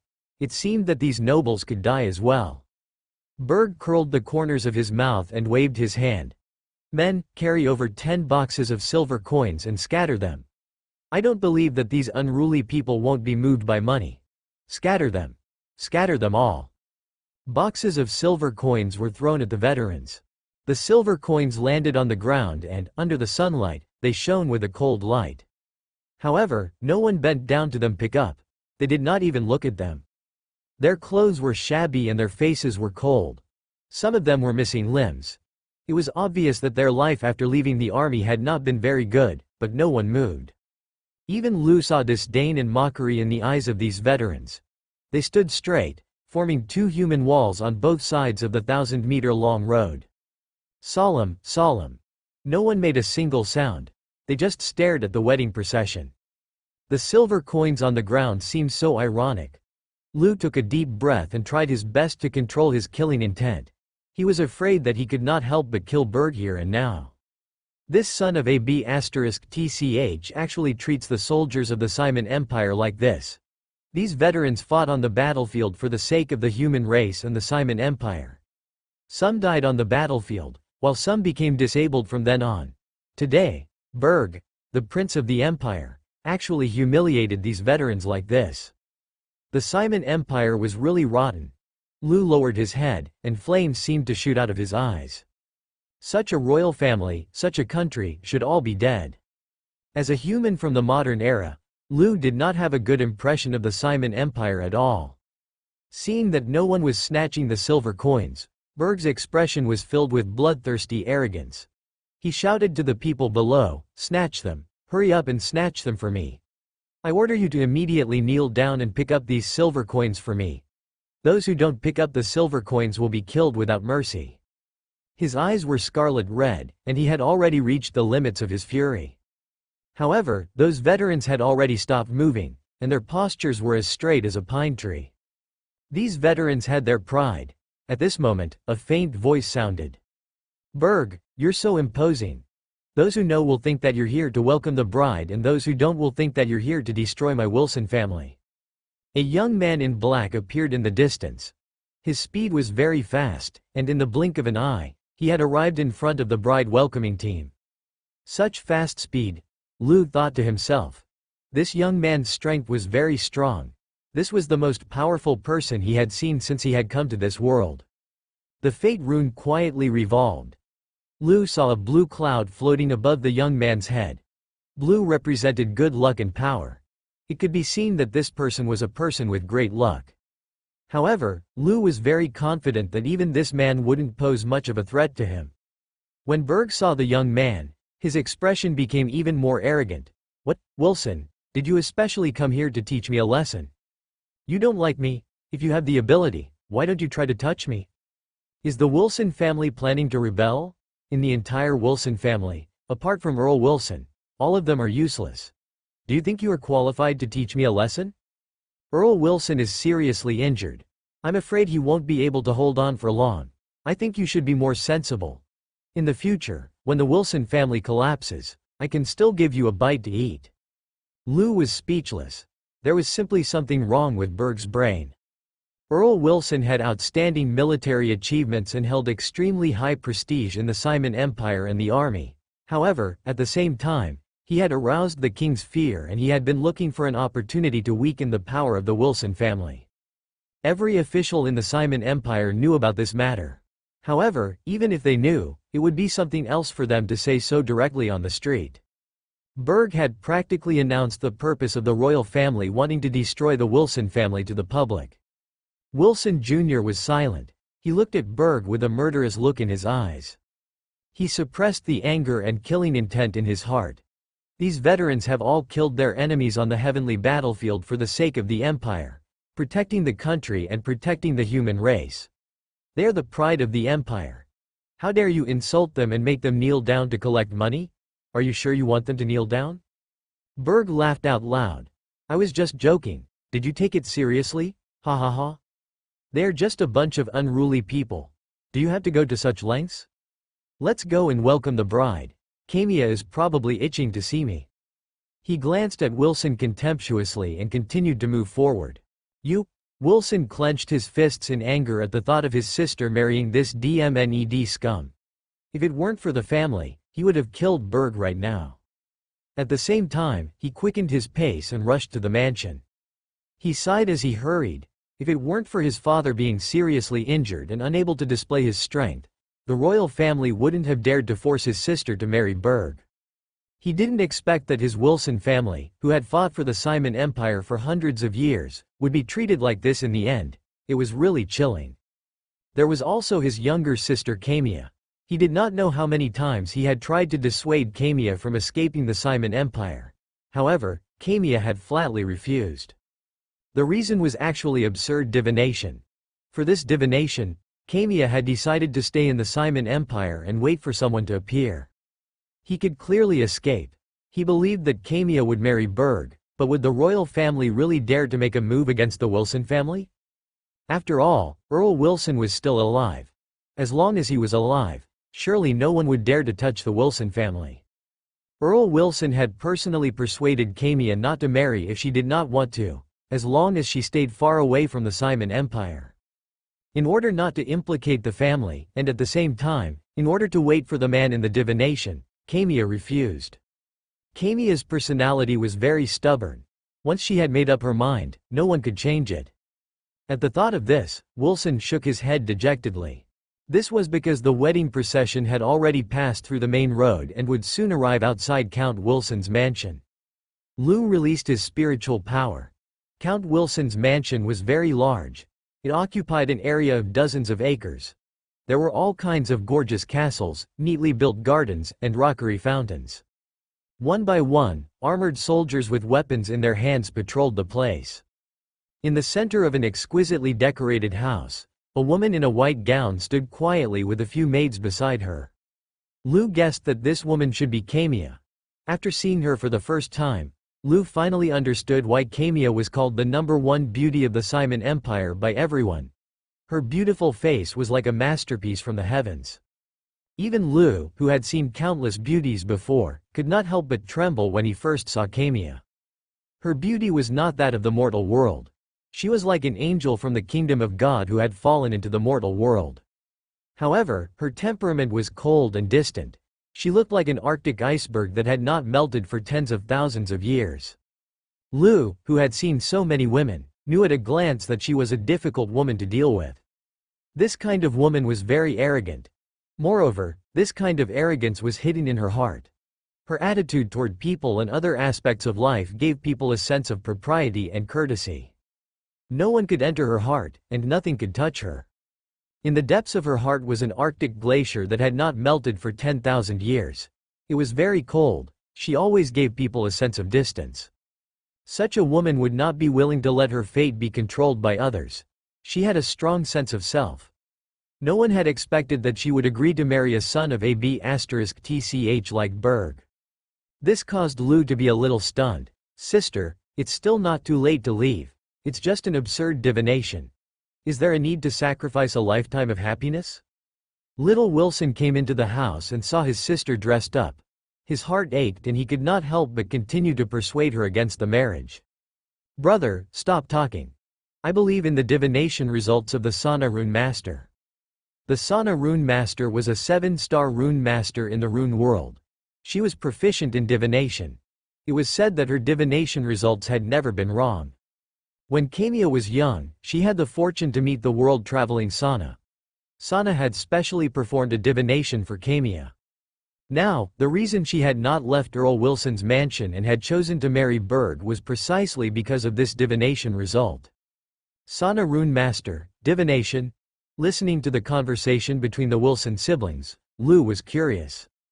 Could it be that Kamiya, this great beauty, had agreed to marry Berg because of a divination?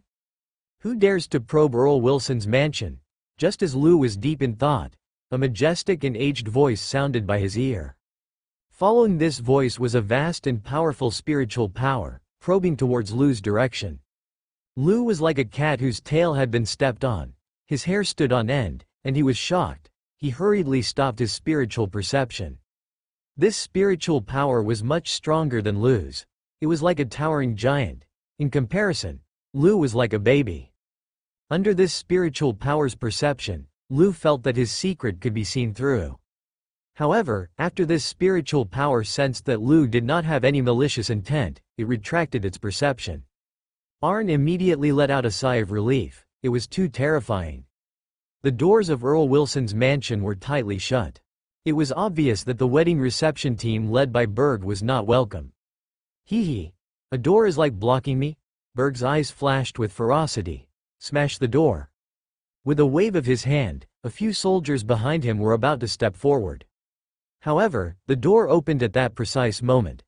The ones who opened the door were the servants of Earl Wilson's mansion.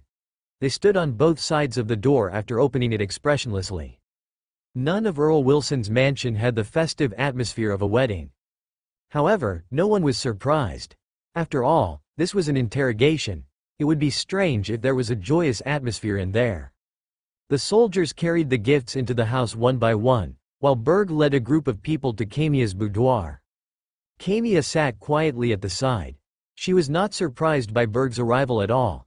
There was not even a hint of emotion on her exquisite face. She was extremely calm. Kamiya, I told you that the woman I liked would never escape from my hands. So what if she's the most beautiful woman in Simon? She'll still marry me. Forget about you. I can get anything in the Simon Empire, as long as I want it. There's nothing I can't get. Berg was extremely arrogant. His smile was twisted. He was simply like a despicable and shameless person who had suddenly achieved the goal he had been thinking about for a long time. Hearing these words, the maids surrounding Kamiya all looked at Berg with unfriendly expressions, their eyes filled with anger. They felt angry and wronged for Kamiya. Although Kamiya was the noble daughter of an earl, she was very friendly to her servants. These maids sincerely treated Kamiya as their friend. How could they not be angry when they heard Berg's words? Kamiya treated Berg as if he was air. She did not react at all, although her bright eyes revealed a trace of disdain and pity. Lu was also silently commenting on Kamiya. He was very surprised. Not only was Kamiya astonishingly beautiful, but there was also a purple mist above her head. Lu, who had the fate rune, could see through a person's luck. The purple mist represented nobility and extreme good luck. This was very rare. Even Lu himself was only golden, which was already good luck. He didn't expect Kamiya's luck to be so good. Could it be that there would be other changes in her marriage to Berg? However, Lu immediately dismissed his thoughts. He was here for revenge. What happened to Kamiya's future had nothing to do with him. He would not be affected by this woman's beauty. The others also looked like idiots. Their eyes were filled with lust and desire. Their eyes grew larger as if they could see through Takemiya's beautiful body that was hidden under the white wedding dress. Let's go back to the mansion and get married. Berg did not care about Kamiya's reaction. After tonight, Kamiya would be his woman. He had a lot of ways to conquer women. Kamiya did not say a word. She followed behind the wedding procession with her maid. A carriage, inlaid with gold, was already waiting outside the door. Under the envious gazes of the others, Berg domineeringly took Kamiya's hand and rode the carriage back to the prince's mansion with her. The prince's residence was already filled with a group of nobles, officials, and members of the royal family. When they saw Berg returning from welcoming the bride, the atmosphere immediately became lively. The royal wedding was very complicated, and it usually took a whole afternoon. First, there was a feast. After everyone was full, they watched the ceremony in the prince's residence. The king is here, the queen is here. The crowd was in an uproar, and then they parted ways. The king of the Simon Empire led the queen to the prince's residence. King Simon was dressed in luxurious attire.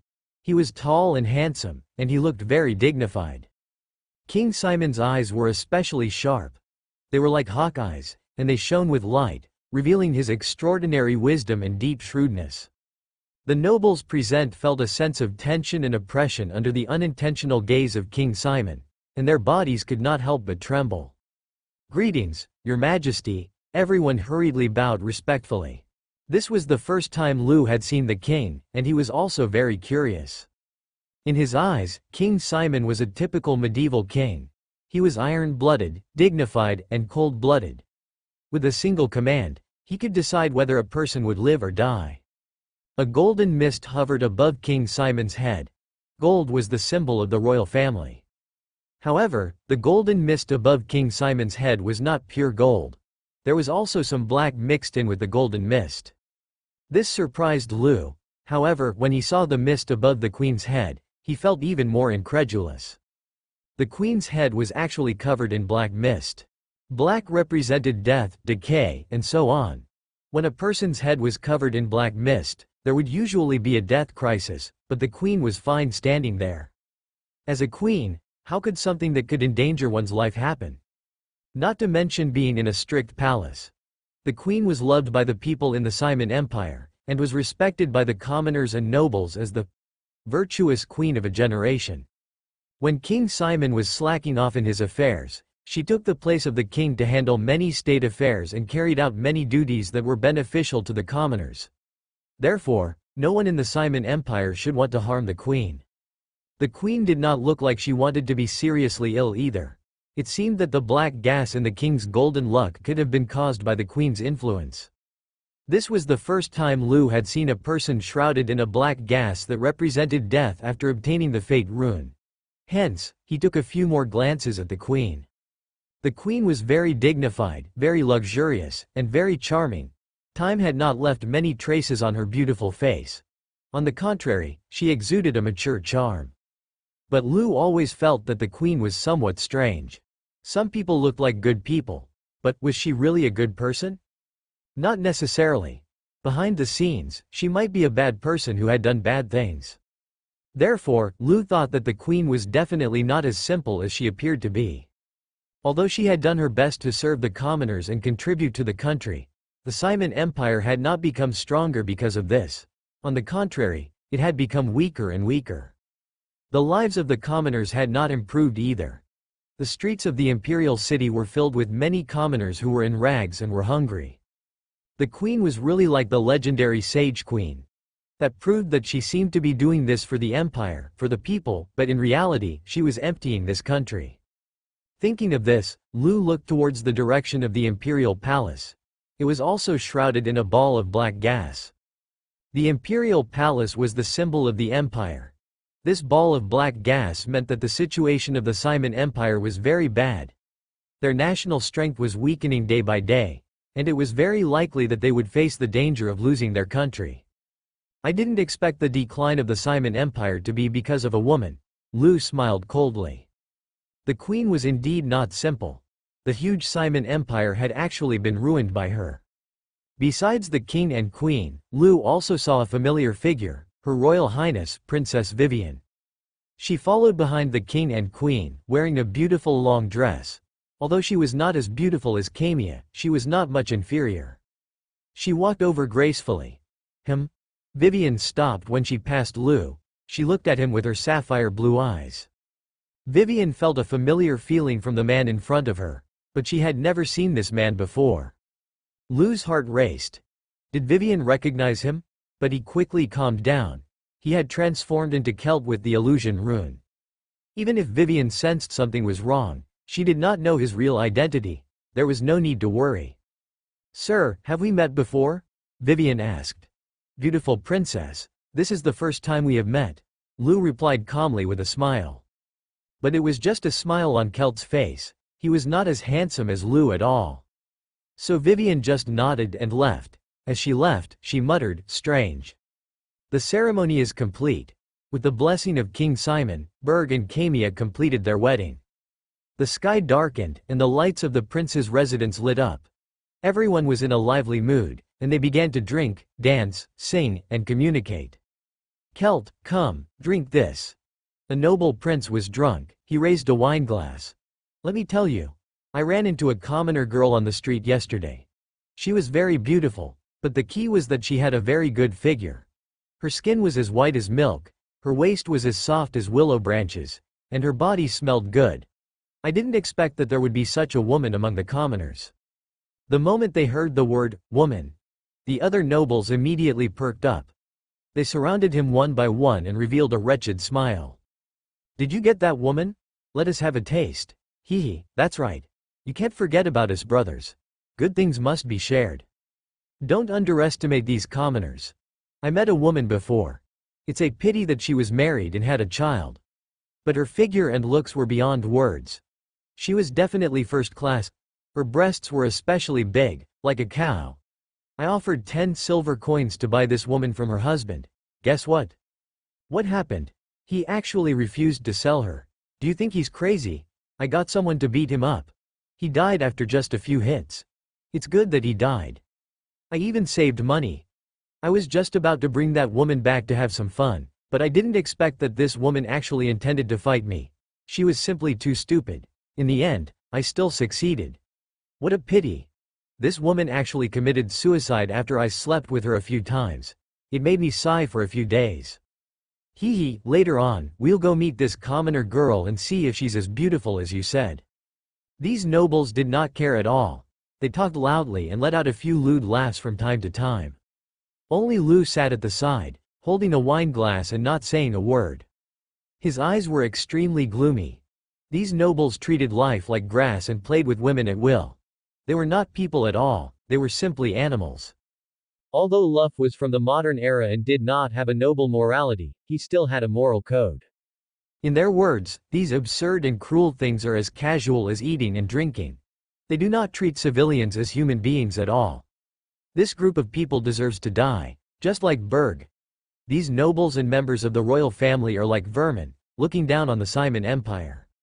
Lu kept sneering in his heart.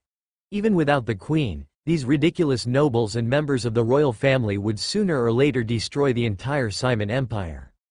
The higher-ups of the empire didn't treat the commoners as human beings. On the contrary, when they exploited and killed the commoners for fun, this country was destined to have no hope. Lu decided these people all deserved to die as well. These people were drinking fine wine and dressed neatly. However, they were discussing the most vicious ideas and saying the most despicable things. All of them were extremely excited. The more wine they drank, the more they spoke without scruples. "Look, let me tell you a piece of good news. A few days ago, my father married a concubine. I'm envious. You're blessed. How can your woman be as fun as my woman? Think about it. Isn't it great to see your own woman being conquered by your own father and then being conquered by yourself?" Hee, of course. Just thinking about it makes me excited. Sigh, it's a pity. Kamiya has already become Prince Berg's woman. If I could sleep with Kamiya, I would be willing to become Prince Berg's slave, to be beaten and scolded at will. Just looking at her from afar made my soul disappear. I still remember the scent of her perfume clearly. Lu tried his best to restrain his killing intent. These people were no different from animals. Killing them was fine. But he had to find an opportunity to kill them, otherwise he would be exposed. He thought for a moment, then said, "Hee hee, I know a good place too. The women inside are more beautiful than the others." "Where is it? Take us there quickly." These nobles were all drunk, so they couldn't tell that Lu was lying. "Okay, follow me." Lu took the nobles to the garden of the prince's residence. The maids and servants of the prince's residence were basically busy at the banquet. There was no one in the garden. It was a very suitable place for killing. "Celt, isn't this the garden? Why did you bring us to the garden?" At this moment, someone realized that something was wrong. This was clearly the garden. What kind of place was that? "Being able to die in this garden is already the best fate for all of you." Lu's expression was gloomy, and the corners of his mouth curled into a cold smile. "Go to hell." Lu waved his hand. The runes that controlled the plants were instantly activated. "Celt, what are you talking about?" A young noble was still unable to figure out what had happened when he suddenly felt something under his feet touch his thigh. He subconsciously looked towards the ground. A python-like vine shot out from the garden and wrapped itself around his neck.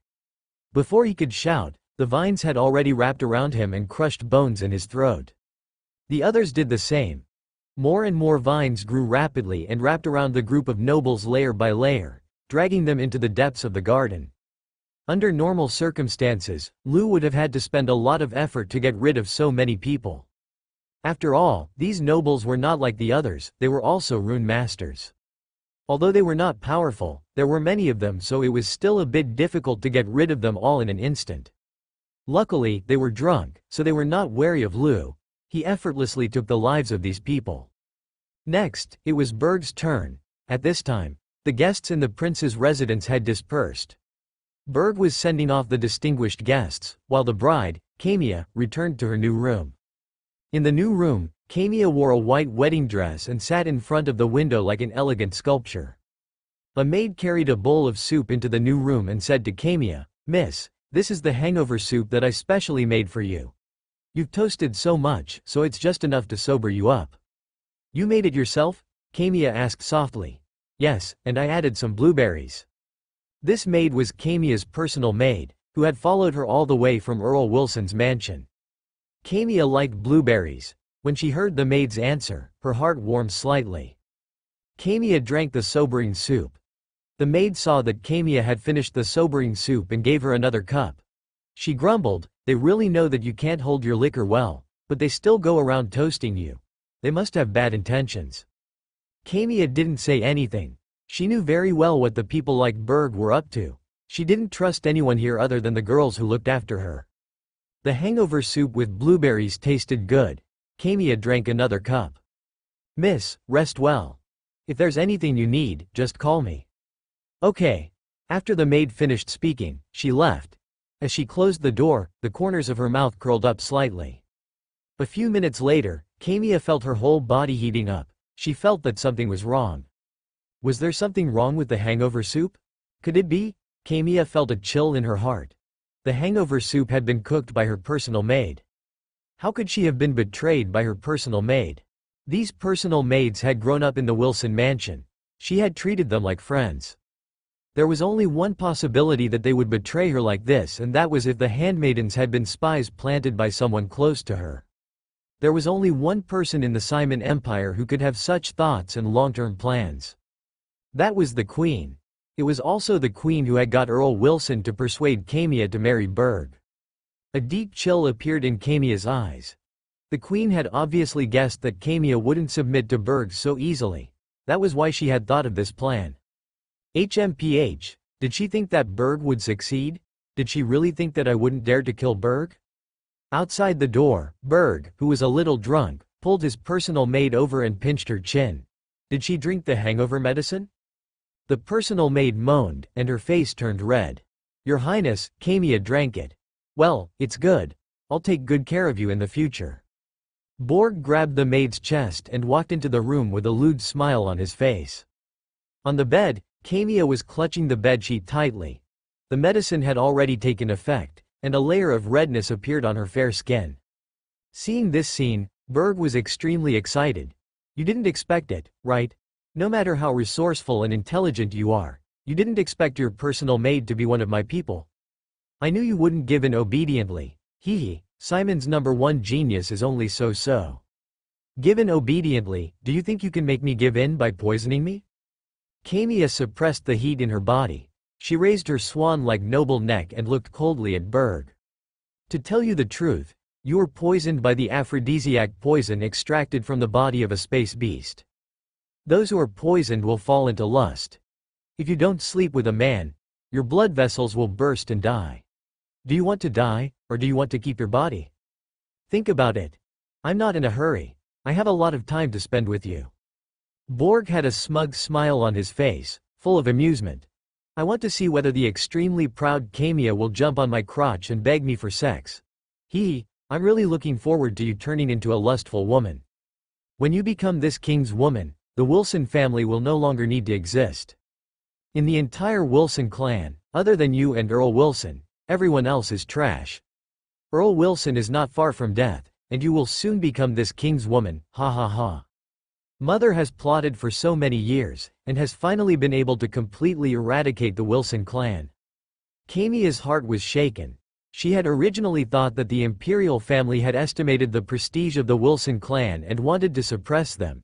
She had not expected that it was the queen who was targeting the Wilson family. Moreover, she had planned to completely eradicate the Wilson family. For this, she had specially set up a trap for over 10 years. She had even arranged for a maid to be a spy by her side. Even Kamiya, who had always been smart, could not help but feel a chill. At this moment, Kamiya's body was getting hotter and hotter. Fortunately, her consciousness was still relatively clear. If she really fell, then the Wilson family would completely disappear from the Simon Empire. Even if her father was still alive, she wouldn't be able to hold on much longer. No, while she was still conscious, she had to kill Berg and send the news back to the family. Just as Kamiya was about to make a move, the door was opened again. A man barged into the room. This sudden appearance gave Berg a fright. Although Berg was lazy in his training, he was also a rune master. His perception was far superior to ordinary people. This man had entered the room and only then did he had sensed his existence. Before this, he hadn't noticed his movement at all, not even the sound of footsteps. Berg immediately broke out in cold sweat. Especially after he saw the appearance of the person, his expression became even more strange. Celt? No, you aren't Celt. Who on earth are you? The man who had barged into the bedroom was really Lu, who had turned into Celt. Your Highness, I am Celt. Lu's lips curled up, revealing a playful smile. Impossible. Berg's expression was furious and filled with fear. He knew what Celt was like better than anyone else. Celt would not be able to enter this place without making a sound even if he was given 10 years of training. But he did not have the courage to disturb him. Who are you? What do you want? This is the prince's residence. Trespassing should be punishable by death. Someone. Berg was still a little drunk, but after Lu had suddenly barged in, he immediately sobered up. This person could sneak into the prince's residence, so he was definitely not an ordinary person. He was ready to run out of the door, and he kept shouting at the soldiers. After running a few steps, both of his legs were completely broken. Blood gushed out and splattered everywhere. Ah! The intense pain made Berg scream. However, Lu did not do anything to stop him. Instead, he quietly watched Berg struggle. The soldier outside the door had long been taken care of by Lu. Lu used a rune to control the flow of water. Percent of the human body was water, but the water that maintained life became the accomplice of Berg. Under Lu's control, the blood became extremely sharp, directly cutting off Berg's legs and spewing everywhere. Ah! Berg let out a miserable howl. Lu said casually, I'm going to take your dog life today. No one can save you. Who are you? Why do you want to kill me? I'm the prince of the Simon Empire. If you kill me, you won't live either. The king will kill your family. Think about your relatives and friends. Is it worth it for you to kill me? Besides, I've never seen you before. There shouldn't be any grudges between us. If you want money, I'll give it to you. I'll give you as much as you want. Borg's face was full of pain and fear. Usually, he was the mass murderer. Now, he was more afraid than anyone else. It was a combination of threats and enticement. Lu's gaze was cold as he sneered, Have you forgotten about our grudges, Berg? Don't tell me you really don't know me? At the same time, Lu dispelled the illusion spell and revealed his appearance. Although his appearance had changed a little after his body had been strengthened, the overall change was not that dramatic. It's you. Berg's expression instantly froze. His eyes were filled with fear and shock. It was actually the death row prisoner that he had imprisoned. Berg's face turned deathly gray. He had killed his family. It was impossible to resolve the hatred between them. Lu would definitely not let him off. He did not want to die. He was a prince of the Simon Empire. Sooner or later, the entire empire would belong to him. How could he die just like that? Berg begged for mercy frantically. It was all a misunderstanding before. I listened to Celt's slander. I apologize to you. I will bury your family with the highest ceremony. I will also confer upon them the title of Earl and grant you the title of Earl. You will enjoy endless wealth, land, servants, and beautiful women. As long as you don't kill me, I can give you anything. Berg's face was full of fear, and as he spoke, his voice trembled. He was really panicking. He was deeply afraid that Lu would kill him. You talk too much. You can die in peace. Lu's face was full of impatience. He turned a blind eye to Berg's desperate begging for mercy. As soon as he had finished speaking, Berg's entire body trembled. A gash appeared on his limbs and blood spurted out. The blood condensed into a sharp blade. As Berg screamed, his limbs were cut off. Berg was directly cut into a human rod. No, the pain made Berg roar like a beast, and he struggled on the ground with all his strength. In the end, Berg's head was separated from his body, and his eyes were filled with unwillingness and fear. He had probably never dreamed that he would die like this. Seeing that Berg was gone, Lu heaved a sigh of relief. His mood was much better. That son of a B***tch killed people as if they were nothing. It was too easy for me to kill him directly. He had to experience the pain of being tortured before he died. Lu, who was in a good mood, felt that he should drink some wine to celebrate. There was a pot of wine on the table beside him. He picked it up and poured it into his mouth. Don't drink. Kamiya, who had been silent, suddenly shouted loudly to stop Lu. Waves of fear surged in her heart. When she saw Berg in such a situation, she was extremely happy. Berg was already dead without her doing anything. But when Lu drank the hangover soup, Kamiya immediately panicked. There was spring poison in it. She had already been poisoned, and now this man from an unknown background had also drunk some. Once the spring poison took effect in the body, everyone knew what would happen next. Lu was shocked by Kamiya's sudden shout. It's just a little wine, is there a need for that? Moreover, I saved you. But why does this wine taste so strange? Lu drank a mouthful and realized that this wine pot was not filled with wine. This is hangover soup. Is there poison in the soup? Kamiya's voice trembled slightly as if she was trying her best to endure something, which made him feel very strange. Poison? It can't be? Lu suddenly felt a little nervous. Although he had all kinds of runes and had become a rune master, he was still a mortal in essence. Although his body had been strengthened by runes, it did not mean that he was not afraid of poison. He took a deep breath to calm himself down. There was no need to worry about being poisoned. He could use the detoxification runes, so he regained his composure. Instead, he asked with a hint of ridicule, what poison have I been poisoned by? It's the aphrodisiac poison, B*****. Kamiya's face turned red as she shouted. She realized that she could no longer control her emotions. Her body felt like it was being roasted by fire. It was extremely hot, and her skin was turning pink. Her face was red as if 10,000 ants were crawling over her body. Her entire body itched. Kamiya was unable to control her beautiful body. The aphrodisiac poison had already erupted in her body. It would not be long before she would completely lose herself in lust. Aphrodisiac poison.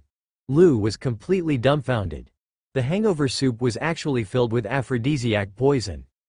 Moreover, when Yane saw Kamiya writhing like a beautiful snake, he understood that Kamiya had also been infected by the aphrodisiac poison, which was why she had stopped him from drinking it just now.